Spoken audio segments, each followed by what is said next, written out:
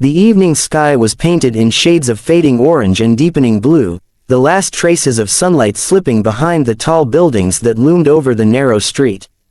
The air carried a quiet heaviness, the kind that settles in when a city begins to wind down yet never truly sleeps. Streetlights flickered one by one, casting long shadows across the cracked pavement.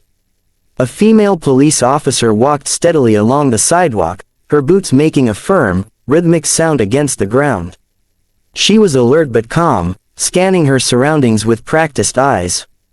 Her duty was routine, just another evening patrol through the quieter part of town, but she knew better than to let her guard down.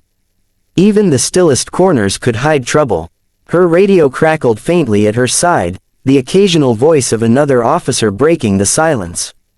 On the far side of the street, near a closed convenience store, sat a man almost invisible to passers-by.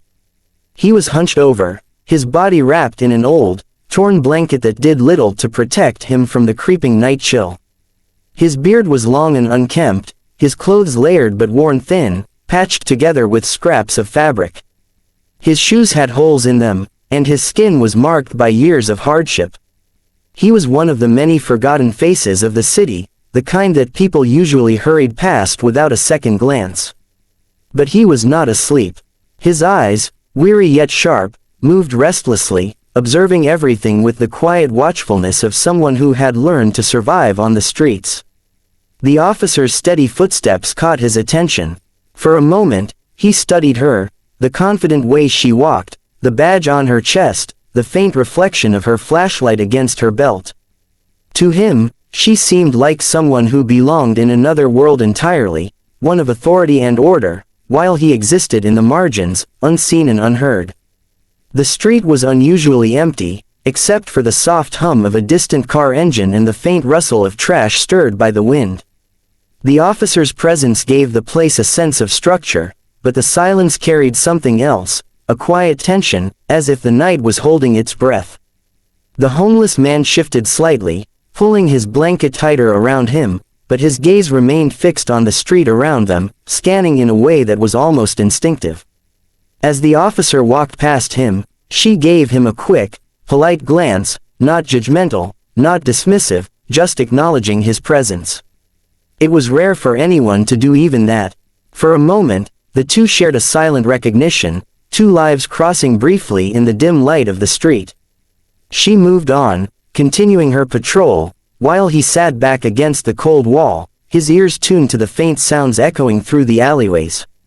Unbeknownst to both, the night was about to shift. Something was stirring just beyond the ordinary hum of the city, and soon, the forgotten man and the vigilant officer would find their paths entwined in a way neither could have expected. The officer's footsteps echoed steadily as she continued down the narrow street, her senses sharpened by habit. From her perspective, everything seemed normal, just another quiet evening. But the homeless man, sitting in the shadows, noticed what she could not. At first, it was only a flicker of movement near the end of the alley. His tired eyes narrowed, focusing through the dim glow of the streetlight. Out of the darkness emerged two men, then a third, walking with deliberate slowness. Their steps were careful, their heads slightly lowered, as though they were trying not to draw attention. The man's instincts, sharpened by years of living in danger on the streets, told him something was wrong. These weren't just late-night wanderers. The way they moved was calculated, almost rehearsed. One of them reached into his jacket, and for a brief second, the faint metallic glint of a blade caught the light. Another clutched a worn backpack, his grip too tight, too purposeful for it to be casual. The homeless man's heart quickened. He glanced toward the officer, who still hadn't noticed them. She was walking with her usual composure, unaware of the shadows creeping closer behind her. The men slowed their pace, keeping a distance of several meters, waiting for the right moment. Their eyes were locked on her, like predators stalking prey. The air grew heavier. The street, already quiet, now felt suffocating. Even the wind seemed to pause, as if the city itself was holding back. The homeless man swallowed hard, his rough hands tightening on the edge of his blanket. He knew danger when he saw it.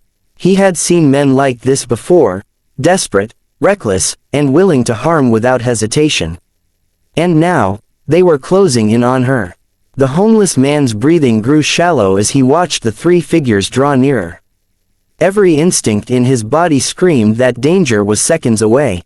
The police officer, though alert in her own way, hadn't yet realized what lurked just behind her. From where he sat, he had the vantage point, he could see what she could not. For a moment, he hesitated. He had spent years invisible to the world, ignored by everyone. Why should he step in now? Yet as his eyes locked on the blade glinting under the streetlight, something stirred inside him, a sense of duty, or perhaps humanity refusing to let another life fall victim to the cruelty he had seen so many times before. He rose from the ground slowly, clutching his blanket, and shuffled forward. His steps were uneven, his body weary, but there was urgency in his movements. The officer turned her head slightly as she heard him approach. At first, she assumed he wanted to ask for spare change or food, something she had encountered countless times on patrol. But then she saw his face. His eyes weren't begging, they were warning. He raised a trembling hand, palm outward, almost as if telling her to stop. Then, with lips pressed tightly and voice unspoken, he mouthed two urgent words, "Don't talk." The message was clear, even without sound. His gaze darted past her shoulder, and she instinctively understood, someone was behind her. Her training kicked in, but she kept her composure, pretending she hadn't noticed. Her hand slid naturally closer to her holster, movements subtle so as not to alert the approaching men. The silence between them spoke louder than words.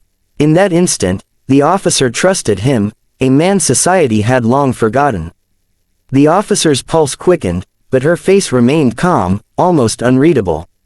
She kept walking at the same steady pace, pretending to be unaware of the danger closing in behind her.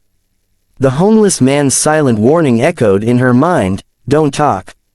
If she reacted too soon, she might lose the advantage.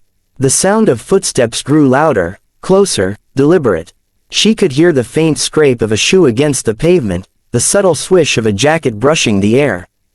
Predators thought they were still hidden in the shadows, but now she knew exactly where they were.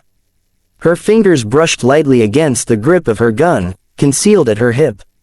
She inhaled slowly, steadying herself, waiting for the exact moment. The men behind her quickened their pace, closing the gap. One of them muttered something under his breath, a low growl filled with menace. Another shifted the knife in his hand, its blade catching the dim orange glow of the nearest street lamp. In an instant, the silence shattered. A rush of footsteps, the sharp intake of breath, they lunged.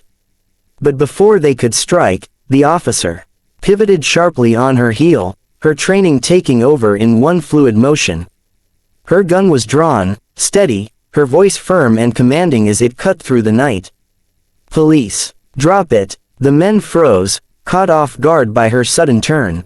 For a split second, shock registered on their faces. The knife clattered to the ground, the backpack slipped from nervous fingers. The tables had turned. Behind her, the homeless man stood frozen, watching the scene unfold with wide eyes. Relief washed over him. His silent warning had been enough. The officer now stood between danger and safety, her authority undeniable. The officer's voice was firm, echoing down the narrow street as she kept the suspects under control. Within minutes, backup arrived, their flashing patrol lights splashing red and blue across the cracked walls of the alley.